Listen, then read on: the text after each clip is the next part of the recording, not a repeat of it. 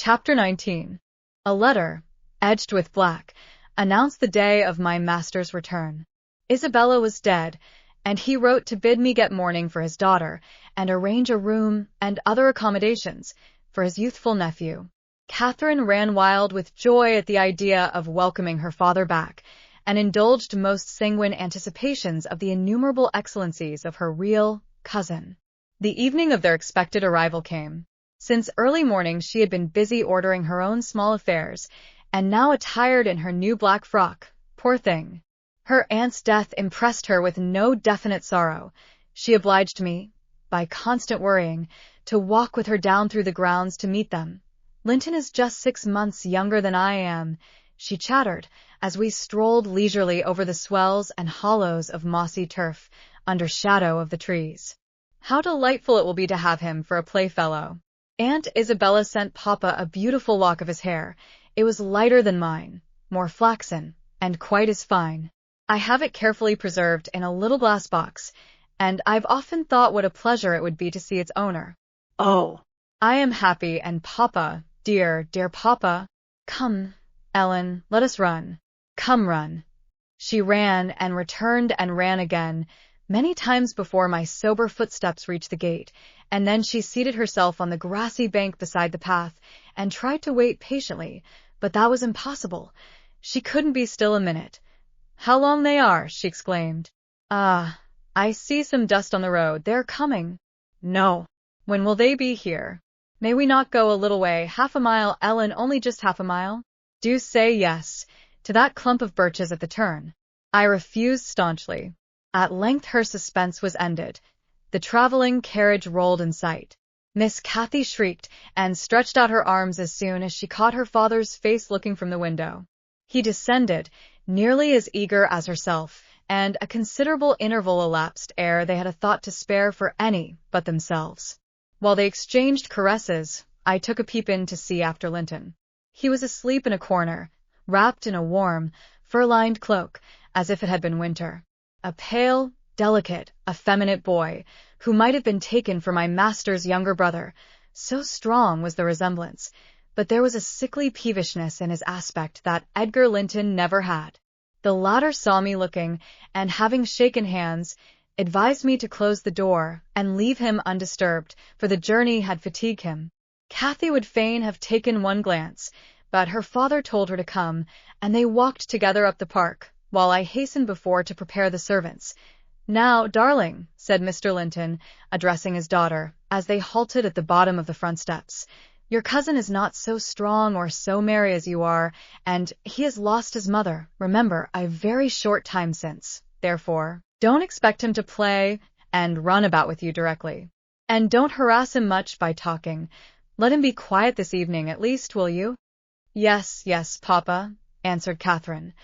But I do want to see him, and he hasn't once looked out.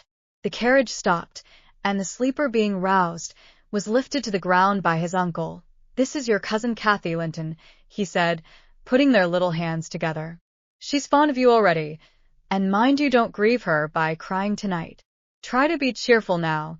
The traveling is at an end, and you have nothing to do but rest and amuse yourself as you please. Let me go to bed, then, answered the boy, shrinking from Catherine's salute, and he put his fingers to his eyes to remove incipient tears.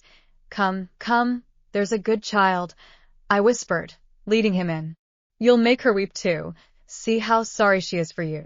I do not know whether it was sorrow for him, but his cousin put on as sad a countenance as himself, and returned to her father. All three entered, and mounted to the library, where tea was laid ready. I proceeded to remove Linton's cap and mantle, and placed him on a chair by the table, but he was no sooner seated than he began to cry afresh. My master inquired what was the matter. I can't sit on a chair, sobbed the boy. Go to the sofa, then, and Ellen shall bring you some tea, answered his uncle patiently. He had been greatly tried. During the journey, I felt convinced, by his fretful, ailing charge. Linton slowly trailed himself off, and lay down. Cathy carried a footstool and her cup to his side. At first she sat silent, but that could not last.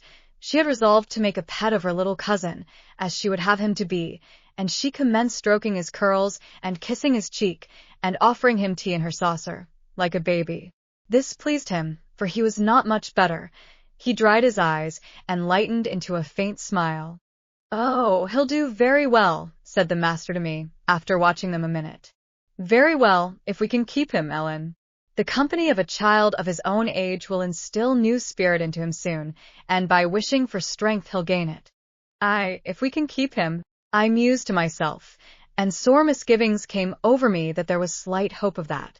And then I thought, how ever will that weakling live at Wuthering Heights? Between his father and Hareton, what playmates and instructors they'll be. Our doubts were presently decided, even earlier than I expected. I had just taken the children upstairs after tea was finished and seen Linton asleep. He would not suffer me to leave him till that was the case.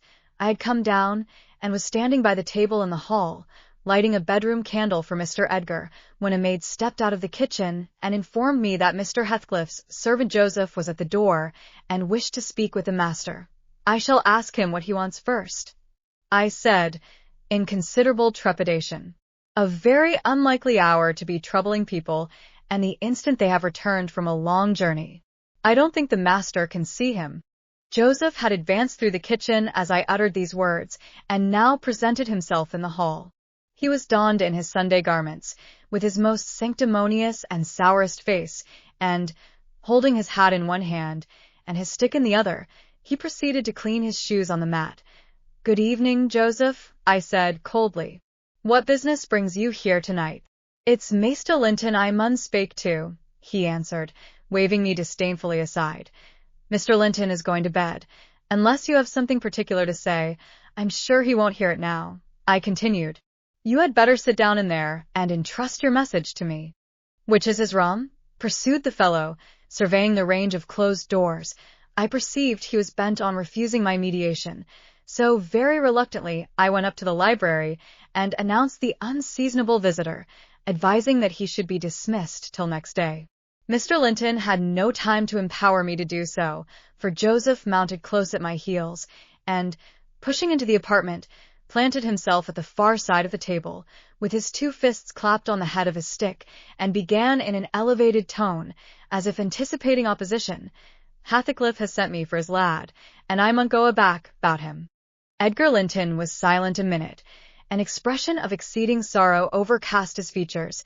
He would have pitied the child on his own account, but, recalling Isabella's hopes and fears and anxious wishes for her son, and her commendations of him to his care, he grieved bitterly at the prospect of yielding him up, and searched in his heart how it might be avoided.